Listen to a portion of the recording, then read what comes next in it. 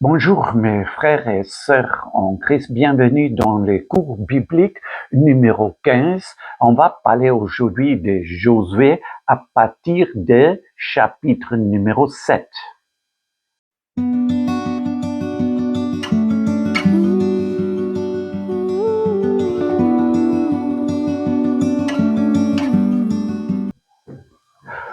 On va commencer aujourd'hui Josué à partir du chapitre 7 où il y avait les défaites après la victoire contre Jéricho. Nous avons la défaite contre cette ville de Haï et c'est à cause des péchés de Akan. Et Josué est vraiment déprimé à cause de cette défaite et il dit vraiment maintenant c'est foutu. Il n'a pas compris. Et verset 10, il nous dit, l'Éternel dit à Josué, lève-toi, pourquoi restes-tu ainsi couché sur ton visage? Israël a péché. Il donne ici la raison que Josué a pas du tout compris pourquoi cette défaite. Et la solution, c'est verset 13b, tu ne pourras résister à tes ennemis jusqu'à ce que vous ayez ôté interdit du milieu de vous. Ça, c'est dire, vous devez vous éloigner des péchés, sinon vous ne pouvez pas résister aux ennemis. Et ça, c'est une vérité spirituelle qui est encore pour nous valable chrétiens. Si tu veux être un victorieux, il faut vivre dans les sanctifications. Si tu es dans les sanctifications, si tu vis pas dans le péché, tu n'as pas besoin d'avoir peur des sorciers, des marabouts, de toutes sortes, vraiment tout ce qui s'élève contre toi, il peut rien contre toi.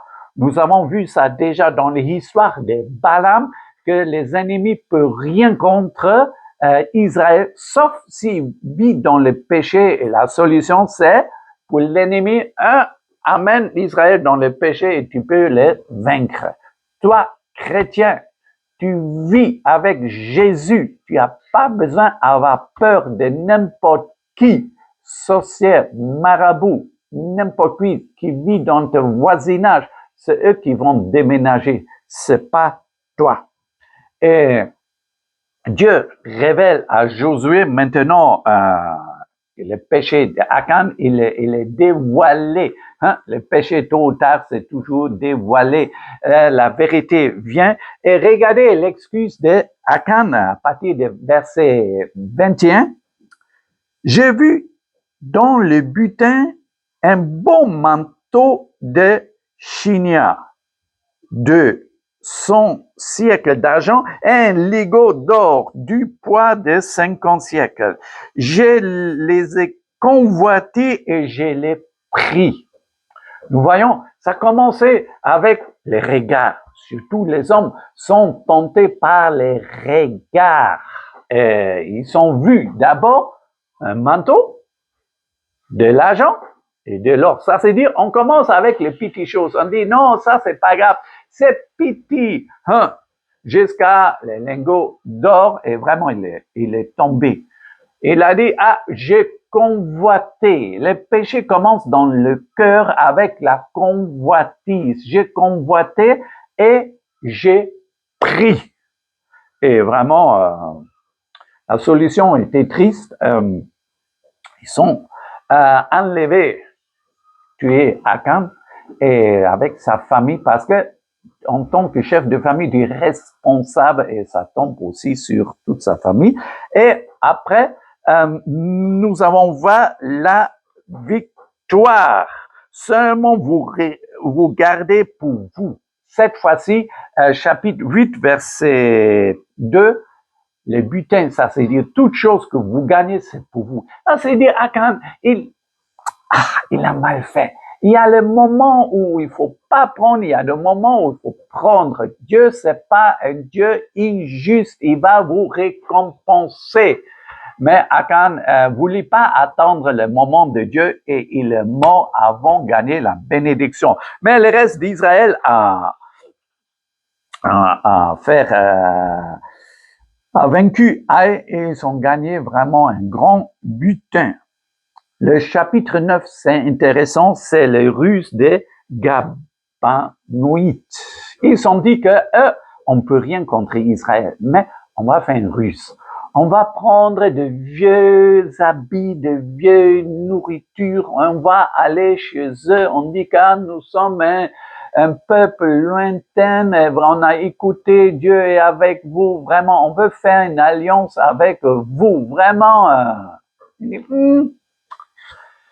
Qui dit que vous habitez pas ici dans les terres de Canaan qu'on veut conquérir? Il dit non, regardez, comme nous sommes vieux, on est fatigués ici. Regardez notre nourriture, regardez nos habits. Et 9,14, les hommes d'Israël prirent de leurs provisions et ils ne consultaient point l'Éternel. Et ils ont fait une alliance avec les Gabonites et le résultat, après, ils étaient fâchés parce qu'ils ont compris qu'on l'a triché. Mais qui a vous forcé de faire une alliance? Et on a déjà vu une alliance entre l'homme et Dieu. Ici, c'est une alliance entre Israël et un autre peuple. Et une alliance reste une alliance, même si c'est fait par la tricherie. Nous voyons ça en 2 Samuel à partir de 21. 2 Samuel à partir de versets 1 et 2. Là-bas, nous voyons 2 Samuel, chapitre 21. Du temps de David, il y eut une famine qui dura 3 ans. David chercha la face de l'Éternel, et l'Éternel dit, « C'est à cause de Saül et de sa maison sanguinaire, c'est parce qu'il a fait périr les Gabaonites. » Le roi appela les Gabaonites pour leur parler. Les Gabaonites n'étaient point d'entre les enfants d'Israël, mais c'était un reste des Amoréens. Les enfants d'Israël s'étaient liés envers eux par un serment, et néanmoins Saül avait voulu les frapper, dans son zèle pour les enfants d'Israël et de Juda.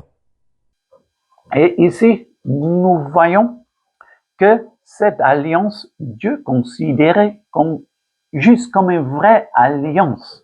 Et Saül a brisé cette alliance, a commencé à tuer les Gabonites, et les résultats étaient, il y a une malédiction qui est tombée sur Israël, une famine de 3 ans. Et le roi de David a demandé pourquoi, c'est à cause de vous avez brisé cette alliance.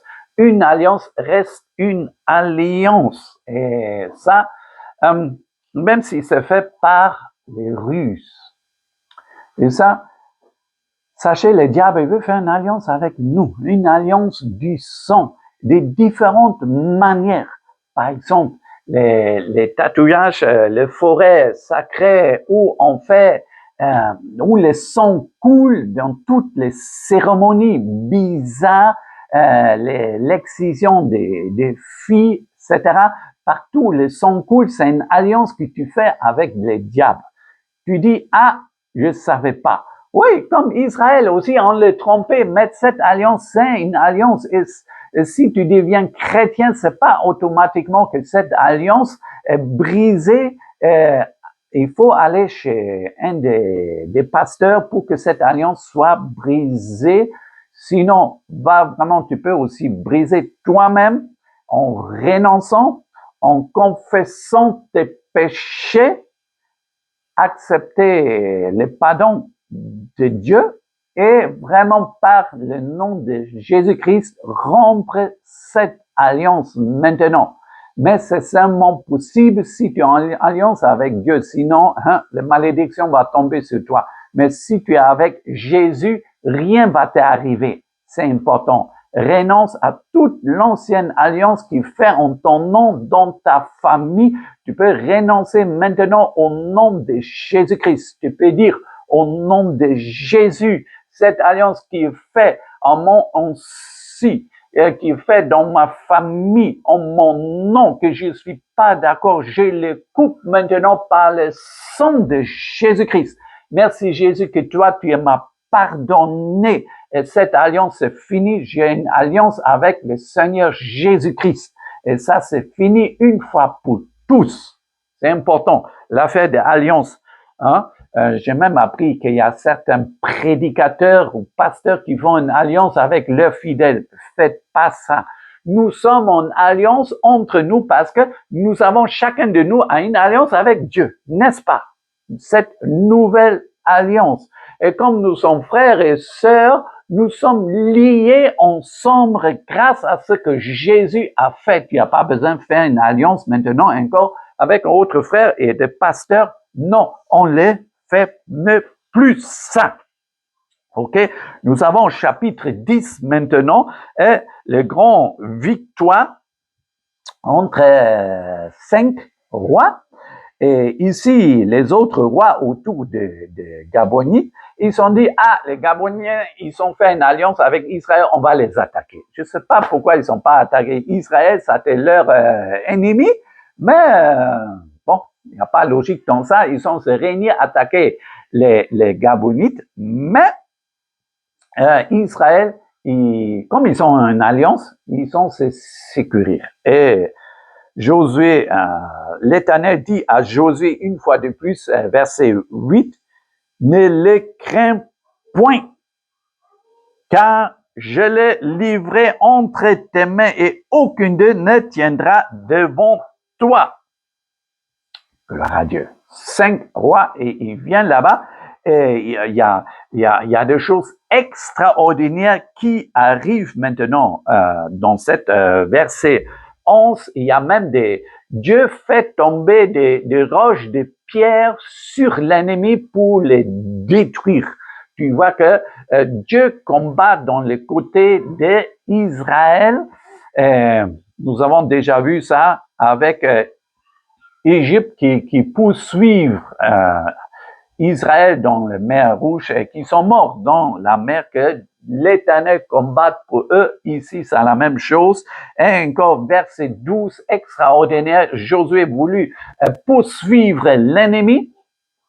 Et dans ça, la nuit s'approche et il a demandé au soleil de s'arrêter pour pas que le soleil se couche, que l'ennemi va s'échapper. Et il y a une grande victoire et qui contient le chapitre 11 encore, où Dieu dit, encore verset 6, l'Éternel dit à Jésus, ne les crains point, car demain, en ce moment, si je te livrerai toutes frappées devant Israël. Mais ça, c'est encore merveilleux, encore cette promesse. Nous voyons les conquêtes extraordinaires de cette terre promise Dieu avec Israël. Et nous voyons ça, chapitre 12, un résumé de tous les rois qui étaient vaincus.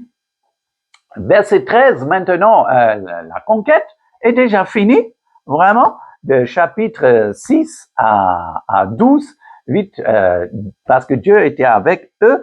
Et chapitre 13, maintenant, on commence à partager les pays de Canaan. Chaque tribu a gagné sa part dedans, sauf Gad, Ruben et Manassé. Manassé a gagné une partie dans la terre promise, mais les deux, ils sont préférés dans l'autre côté, ça veut dire l'autre côté du Jourdain, et il veut s'installer là-bas. Et les manières comment cette terre est partagée, normalement, ça tient jusqu'à aujourd'hui. Il y a une partie, on peut voir ça sur la carte, qu'on appelle Gaza, jusqu'à aujourd'hui, parce que Gaza, normalement, Dieu a donné cet territoire à Israël, mais ils n'ont pas pu chasser le peuple qui était là, et c'était les Philistins. Oui, les Philistins, on verra ça plus tard encore, parce qu'ils sont vraiment occupés une place important dans l'histoire d'Israël, toujours été attaqué par les Philistins. Et les Philistins, les descendants, on appelle aujourd'hui les Palestiniens. Et c'est intéressant. Comment ça s'est passé? On continue dans la histoire. le royaume, Israël était divisé au nord ou au sud, et au sud, on a appelé les Judas. En nord, ça était Israël, ça était divisé de deux côtés. Et dans les Romains, quand les Romains étaient là-bas dans le temps de Jésus, on a appelé encore cette contrée Judée. Pourquoi Judée? Parce que avant, c'était Juda. Et pourquoi on a appelé Judée? Parce que ceux qui sont habités là-bas, c'était, aujourd'hui, on appelle le juif, en grec, on les dit, les Idoas, qui vient de Judée, les Juifs en grec. Et ça, c'est vraiment, jusqu'à aujourd'hui, on a ce problème parce que en 70, les Romains, ils ont changé le nom Judée en Palestine. Mais ça n'était pas, les habitants étaient toujours les Juifs en Palestine, ça n'était pas les Palestiniens ou, proprement dire, les Philistins étaient toujours à Gaza. Jusqu'à aujourd'hui, les Palestiniens attaquent Israël en tout moment, ce qu'on voit ici dans la guerre. Je ne sais pas en quelle année tu vas voir cette vidéo, n'importe quelle année que tu vois, c'est toujours la guerre entre Israël et Gaza. On lance les requêtes là-bas, on veut tuer les Juifs et Israël, il se défend là-bas aussi. Maintenant, on va voir les prochains chapitres, c'est encore toujours les précisions, quelle tribu doit être où. Et dans ça, nous voyons ça, qu'est-ce que Dieu a prévu dans les territoires Israël.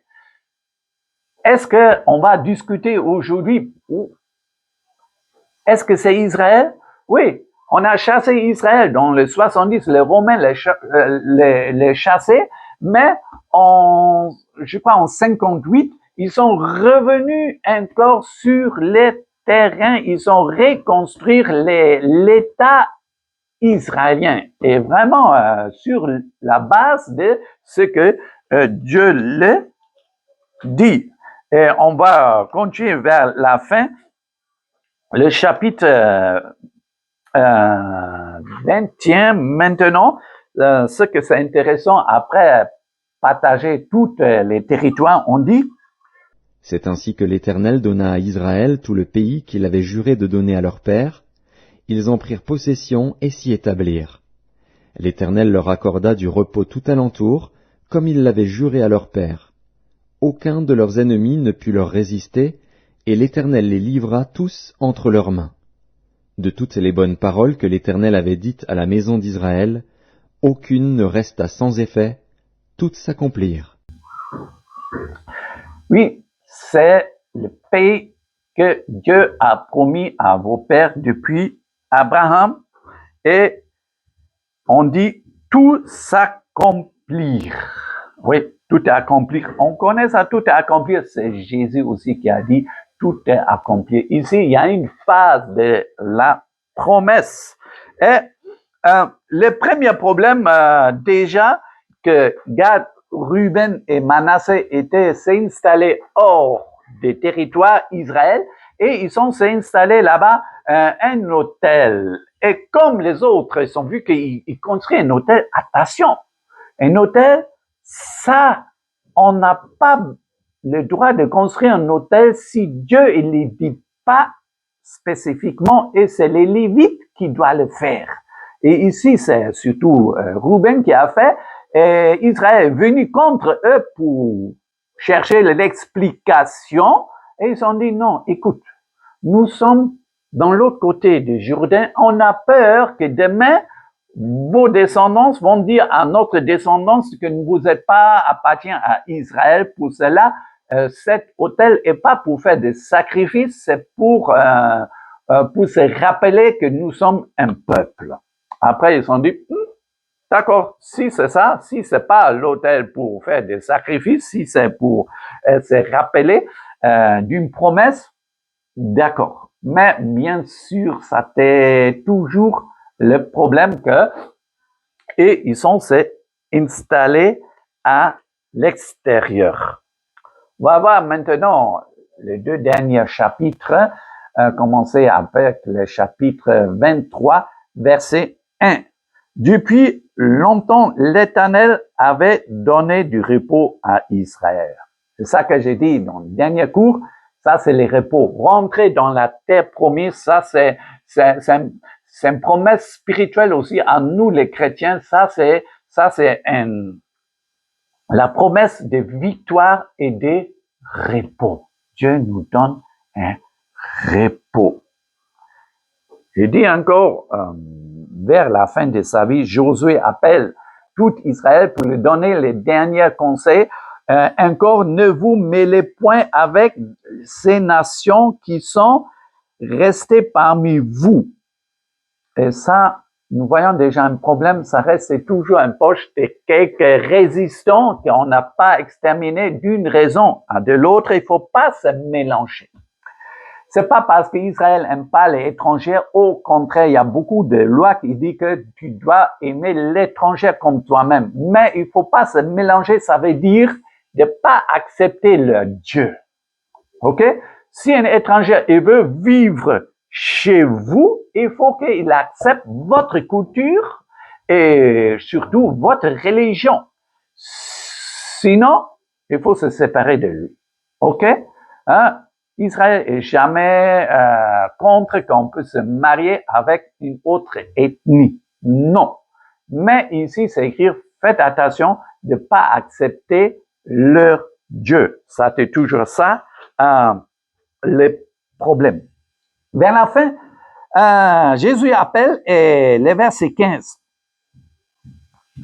Et si vous ne trouvez pas bon de servir l'Éternel, choisissez aujourd'hui qui vous voulez servir ou le Dieu que servaient vos pères au-delà des fleuves ou le Dieu des Amoréens dans le pays lesquels vous habitez. Moi et ma maison, nous servirons l'Éternel. On connaissait cet verset, moi et ma maison, nous servirons l'Éternel. Souvent, on gagne ça dans les placards, dans les affiches, on met ça dans le salon. Et je trouve c'est bien, hein, parce que c'est une déclaration. Moi et ma maison, nous servirons l'Éternel. Point. Tu veux vivre avec moi? Ça veut dire, il faut, toi aussi, il faut servir l'Éternel. Et on dit, et vous, peuple de Dieu, vous voulez faire quoi? La réponse, nous aussi, nous servirons l'Éternel car il est notre Dieu. Et Josué a répondu quelque chose d'étonnant. Il dit, vous n'aurez pas la force de servir l'Éternel car c'est un Dieu saint, c'est un Dieu jaloux. Il ne pardonnera point vos transgressions et vos péchés. Et la réponse de cette accusation, le peuple répond non, car nous servirons l'Éternel. Et il met le ciel et la terre comme témoins. Vous-même, vous êtes témoins maintenant, vous voulez servir l'Éternel. Et on termine cette histoire, les os de Joseph. Les os de Joseph, et on va les enterrer maintenant dans la terre promise. Parce que quand Joseph, bien sûr, on a fait une vidéo sur toute cette histoire. Hein? Joseph, quand il a dit la promesse, si Israël quitte Égypte, amenez mes os et vous allez enterrer dans la terre promise. Et quand il a prononcé ça, jusqu'à ça s'accomplir, je crois que c'est à peu près 500 ans, les os de Joseph avaient vraiment la foi. Et bien sûr, c'est symbolique que Dieu, il fera ce qu'il a promis. Et Joseph a cru à ça, même après ma mort, même si ça reste des siècles et les siècles, Dieu va accomplir ses promesses parce qu'il est fidèle, il est juste. Ça, c'est les résumés des livres de Josué et vraiment restez abonnés les canaux parce que nous allons voir les juges. Maintenant, c'est un livre de juges qui est très troublant, je trouve.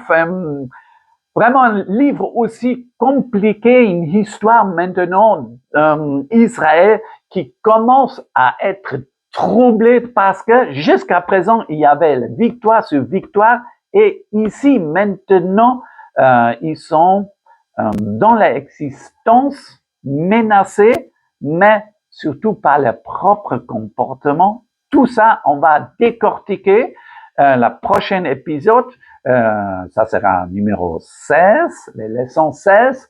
Et bien sûr, qu'est-ce que nous, en tant que chrétiens, on peut apprendre des livres de Josué. Que Dieu vous bénisse.